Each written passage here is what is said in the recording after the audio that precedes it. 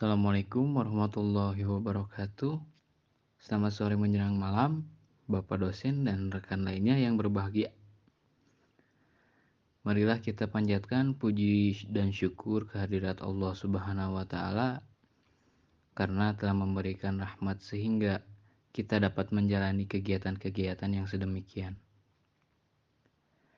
Perkenalkan, kami dari kelompok 2 Database Fundamental yang akan menyampaikan presentasi kali ini mengenai materi database transaksional.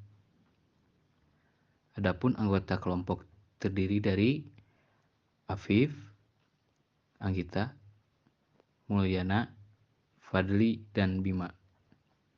Baik rekan-rekan sekalian, langsung saja kita mulai ke materinya. Apa sih itu basis data? Basis data atau yang sering kita sebut database adalah kumpulan data yang disimpan secara terstruktur dalam komputer atau sistem penyimpanan lainnya yang dapat diakses, dikelola, dan diperbaharui dengan mudah dan efisien. Basis data biasanya terdiri dari tabel, kolom, dan baris data. Kenapa harus belajar basis data? Nah, kenapa ya?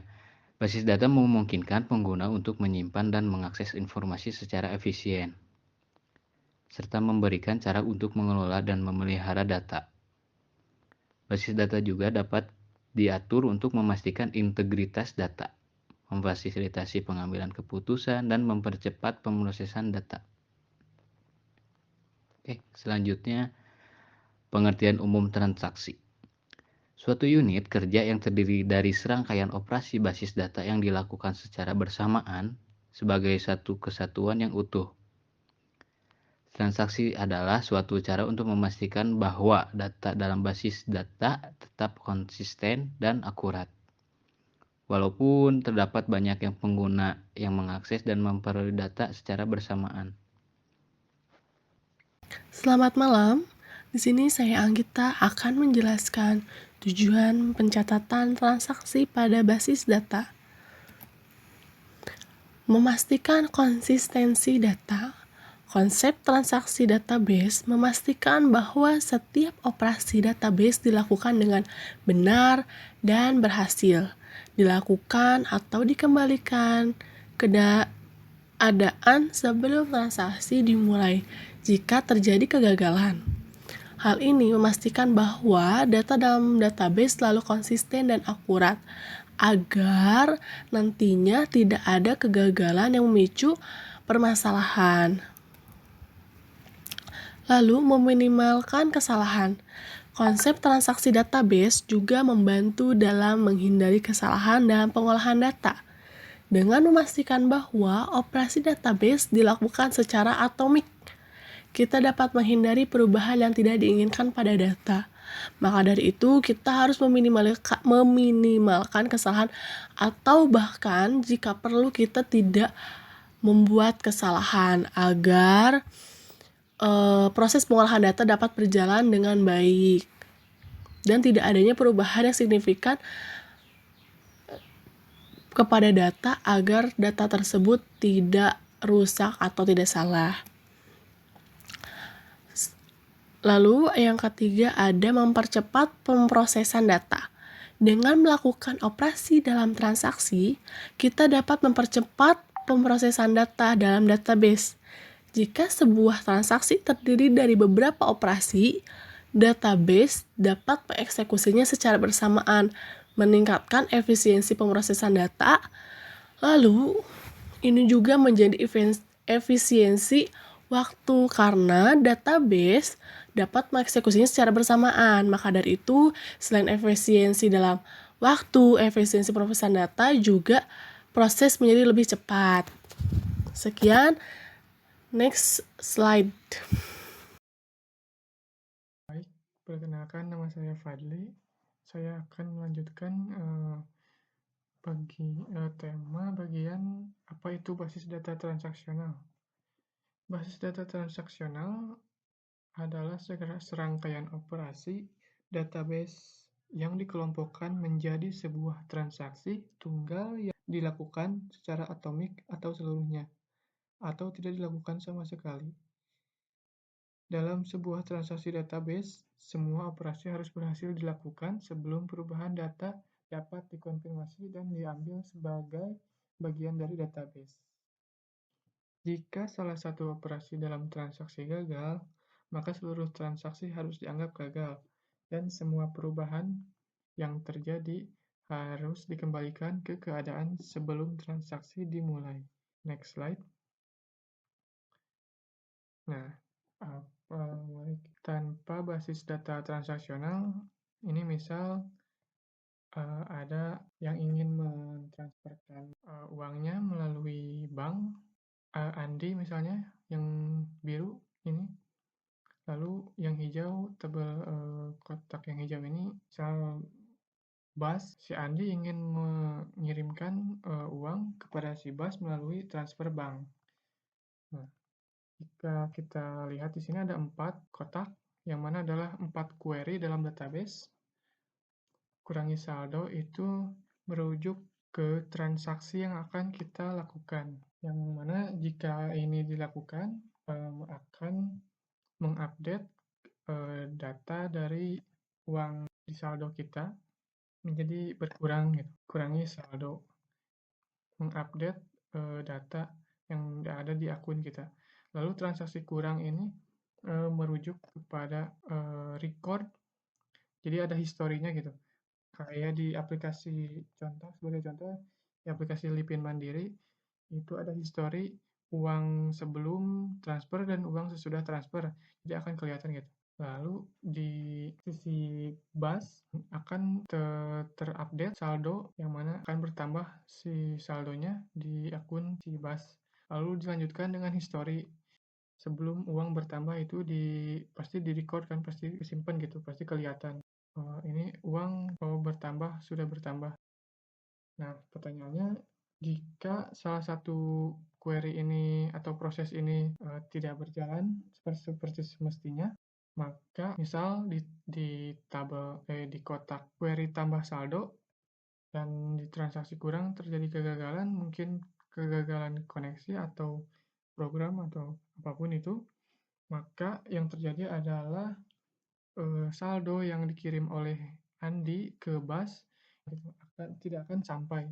Jadi yang di Andi sudah berkurang saldonya dari 500 ke 400 misal, tapi di sisi Bas itu saldonya juga tidak bertambah.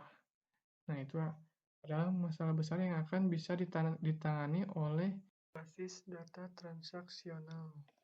Jadi di database transaksional, di next slide, memulai query kita dari begin, lalu seperti biasa, seperti tadi, tambah saldo, tambah transaksi kurang, yang mana adalah history record, lalu dilanjutkan mentransferkan uang ke Bas, menambahkan saldo, lalu di record ke history. Lalu di akhir proses itu ada commit. Jika semua sudah berhasil dilakukan, nantinya si database transaksional itu akan ngecek ulang gitu, apakah semua prosesnya sudah berjalan dengan baik. Jika sudah, maka akan di-commit. Seperti itu. Jadi, sekarang pertanyaannya, jika ada query yang gagal, maka akan di-rollback. Sehingga jika pentransferan saldo itu gagal, maka akan digagalkan semua query-nya. Akan balik lagi ke awal, ke begin. Maka Andi harus transfer ulang saldonya kepada Bas ketika semuanya sudah berjalan lancar. Jika di kali kedua Andi berhasil melakukannya, maka akan di-commit. Mungkin ada contoh lain yang bisa dijelaskan. Jadi ini adalah pom bensin. Jadi ketika Anda mengisi sebuah bensin untuk kendaraan, maka proses yang terjadi itu adalah membuka kap bensin kan, mengisi bensin, lalu jika sudah selesai akan menutup kembali kap bensin. Jika kita meninggalkan satu pun langkah di atas, maka pengisian bensin itu tidak akan berjalan seperti semestinya gitu. Misal kita tidak membuka kap bensin, maka kita tidak akan bisa mengisi bensin itu kan. Jika tidak menutup kembali kap bensin, maka akan terjadi kebocoran bensin dan menyebabkan kegagalan, sama seperti basis data transaksional tadi. Baik, sekian dari saya. Materi selanjutnya kita akan membahas definisi dari apa yang kita lakukan tadi, yaitu ACID. Oke, next slide. Oke, materi selanjutnya yaitu tentang prinsip transaksi ACID. ACID itu adalah kepanjangan dari Atomicity, Consistency, Isolation, and Durability. Di mana Atomicity adalah memastikan semua operasi dalam unit kerja diselesaikan dengan sukses. Bila tidak, transaksi akan dibatalkan pada titik kegagalan dan semua operasi sebelumnya akan dikembalikan kepada kondisi semula. Nah, di Atomicity ini adalah memastikan sebuah transaksi apabila terjadi kegagalan di pertengahan transaksi atau mungkin di awal, di akhir, maka transaksi itu akan dibatalkan seluruhnya dari dua entitas, yaitu penerima transaksi dan pelaksana transaksi. Jadi konsisten, bila terjadi kegagalan di tengah atau pada suatu titik, maka transaksi akan digagalkan secara keseluruhan. Selanjutnya konsistensi, yaitu memastikan bahwa database mengubah status dengan benar pada transaksi yang berhasil dilakukan. Konsistensi di sini adalah pencatatan suatu log transaksi, di mana bila transaksi itu berhasil, maka sistem akan menyimpan datanya secara konsisten berhasil, dan bila gagal, ya akan ditulis gagal. Dengan pencatatan log ini tidak akan terjadinya misdata atau tidak selarasan data antara satu entitas dengan entitas lainnya. Selanjutnya adalah tentang isolation, yaitu memungkinkan suatu transaksi untuk beroperasi secara independen dan transparan satu sama lain. Karena dalam suatu transaksi di waktu yang sama memungkinkan banyak terjadinya transaksi yang berbeda. Misalkan transaksi dari A ke B, C ke D, E ke F, dan selanjutnya. Di dalam satu yang sama tidak akan tercampur A jadi ke D, A langsung ke E, enggak. Tapi transaksi itu akan tetap terisolasi sebagaimana tujuannya. A akan ke B, C akan ke D, dan E akan ke F. Seperti itu. Dan yang terakhir ada tentang daya tahan atau durability. Durability ini adalah suatu konsep untuk memastikan bahwa hasil atau efek transaksi akan terkomit tetap jika terjadi kegagalan dalam sistem. Artinya semua catatan keberhasilan transaksi atau kegagalan transaksi akan tercatat pada sistem dan tetap tersimpan gitu, menjadi sebuah histori.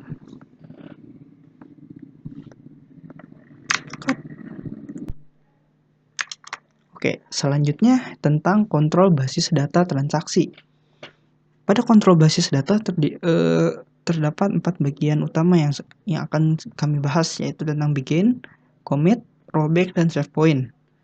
Dari save point ini ada submaterinya yaitu release point. Masuk ke begin. Begin atau start transaction adalah digunakan untuk memulai transaksi pada database. Perintah ini digunakan untuk menentukan karakteristik dari yang akan dibuat. Misalkan suatu entitas bisa melakukan read atau write and read gitu. Selanjutnya adalah commit. Commit adalah perintah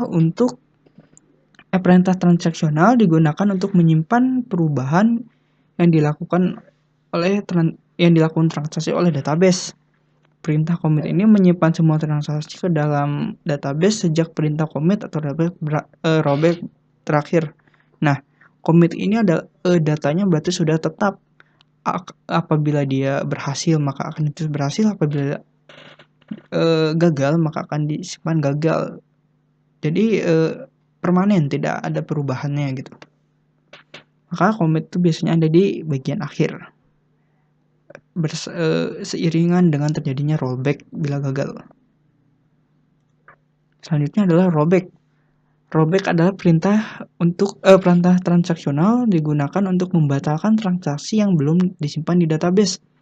Perintah ini hanya digunakan untuk membatalkan transaksi pada perintah commit atau rollback terakhir dikeluarkan.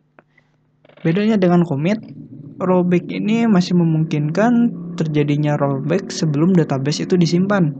Rollback ini adalah mengulang kembali proses transaksi ke nol, ke awal sebelum transaksi itu dimulai gitu.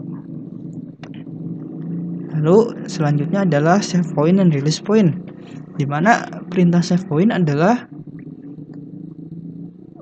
ketika kita dapat mengembalikan transaksi ke titik tertentu tanpa memutar balik di seluruh transaksi. Sedangkan release point adalah digunakan untuk menghapus save point yang telah kamu buat. Nah, save point itu sebagai titik-titik di mana bila terjadi kesalahan, jadi kita tidak harus melakukannya dari nol atau di rollback menjadi ke nol, namun terdapat satu titik poin yang menjadi titik load gitu dari sebuah proses transaksi.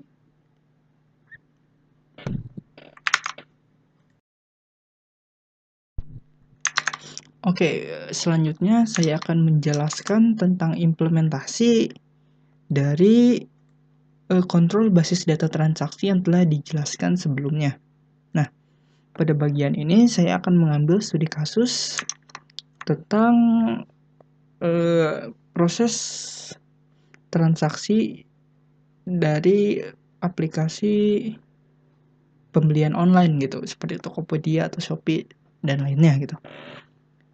Dimulai dari begin, user melakukan checkout suatu barang dari item cart atau keranjang pembeliannya.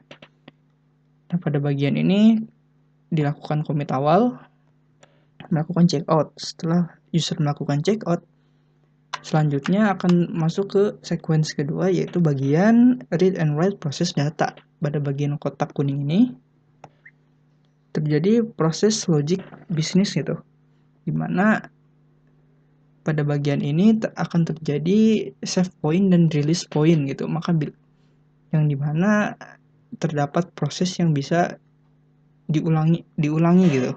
Bila terjadi kesalahan pada proses ini, kita tidak akan melakukan rollback ke paling awal gitu, ke data paling awal yaitu pada checkout, melainkan akan dibuat pada save point gitu, dikembalikan atau di load pada save point tertentu.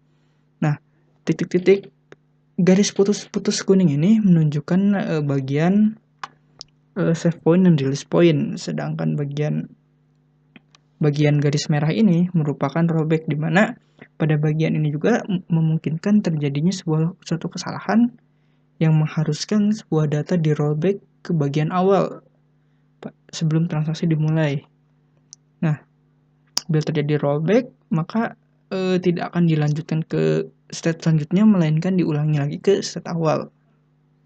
Namun bila hal ini berhasil, maka akan masuk ke aktivitas selanjutnya, yaitu konfirmasi sukses atau failed, di mana bila hasilnya ada failed, data tetap akan tertulis secara permanen di database, namun dengan ketentuan failed process.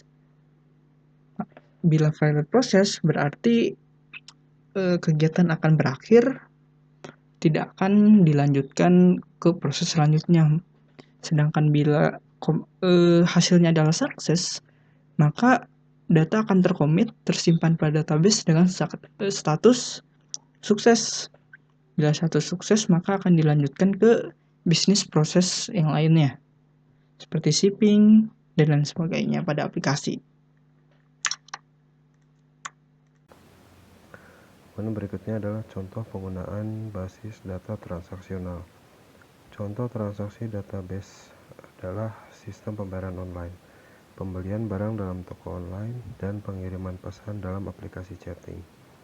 Dalam semua contoh ini, operasi-operasi yang terkait dengan transaksi harus dilakukan secara atomik dan berhasil sebelum transaksi dapat dikonfirmasi dan dianggap selesai. Kemudian kelebihan penggunaan basis data. Efisiensi yang pertama adalah sistem transaksi dapat memproses transaksi dengan cepat dan efisien, mengurangi waktu dan biaya yang dibutuhkan untuk mengolah data. Kemudian kelebihan berikutnya adalah dari sisi konsistensi. Sistem transaksi dapat memastikan bahwa data konsisten dan sesuai dengan aturan yang telah ditetapkan, sehingga mengurangi kemungkinan terjadinya kesalahan atau konflik. Kemudian untuk kelebihan yang terakhir adalah keamanan. Sistem transaksi dapat memastikan bahwa hanya pengguna yang berwenang yang dapat mengakses dan memproses data, sehingga meminimalkan risiko kebocoran atau penyalahgunaan data. Di samping kelebihan ada juga terdapat kekurangan untuk penggunaan basis data. Yang pertama adalah ketergantungan pada teknologi. Sistem transaksi sangat bergantung pada teknologi dan keandalannya. Jika ada kerusakan pada perangkat keras atau masalah pada perangkat lunak, sistem dapat mengalami kegagalan dan data dapat hilang. Yang kedua adalah kompleksitas. Sistem transaksi seringkali kompleks dan memerlukan dukungan dan pemeliharaan yang terus-menerus untuk memastikan keandalannya dan kinerjanya. Ini dapat memerlukan biaya dan waktu yang signifikan. Untuk yang terakhir, kesimpulan dari database transaction ini sangat penting digunakan, apalagi jika kalian bermain di sistem informasi penjualan, sistem informasi keuangan, pembayaran, dan sejenisnya. Atau secara sederhana, jika kalian bermain dengan tabel yang banyak dan saling berrelasi. Demikian paparan dari kami kelompok 2. Semoga apa yang kami sampaikan dapat bermanfaat untuk semuanya. Terima kasih. Assalamualaikum warahmatullahi wabarakatuh.